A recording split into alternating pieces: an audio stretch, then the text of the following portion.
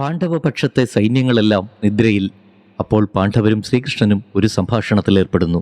യുധിഷ്ഠിരൻ ശ്രീകൃഷ്ണനോട് ഇപ്രകാരം പറയുകയാണ്: അല്ലയോ കൃഷ്ണ, ഈ യുദ്ധം ആരംഭിച്ചത് വലിയ തെറ്റായി എന്നെനിക്ക് തോന്നുന്നു. എത്രയെത്ര രാജാക്കന്മാരുടെ മരണത്തിന് നമ്മൾ കാരണക്കാരായി. ഭീഷ്മരെ ജയിക്കുവാൻ ആർക്കും സാധ്യമല്ല. ഭീഷ്മരും ദ്രോണരുമൊക്കെ എതിർപക്ഷത്തുണ്ടെന്നറിഞ്ഞിട്ടും നമ്മൾ യുദ്ധത്തിനൊരുങ്ങിയത് വലിയ ബുദ്ധിശൂന്യതയായി എന്നെനിക്ക് തോന്നുന്നു. പിതാമഹനായ ഭീഷ്മർ എത്രയധികം നാശനഷ്ടങ്ങളാണ് നമ്മുടെ സൈന്യങ്ങൾക്കുണ്ടാക്കിയത്. ഇനിയുള്ള ജീവിതകാലം തപോവൃത്തിയിൽ കഴിയുന്നതാണ് നല്ലതെന്ന് എനിക്ക് തോന്നുന്നു. ഇനി എന്തു വേണമെന്ന് കൃഷ്ണ അങ്ങ് ഉപദേശിച്ചു തന്നാലും. ദുഃഖിതനായ യുധിഷ്ഠിരനെ ആശ്വസിപ്പിച്ചുകൊണ്ട് ശ്രീകൃഷ്ണൻ പറഞ്ഞു: അങ്ങ് അല്പം പോലും വിഷമിക്കാതെ.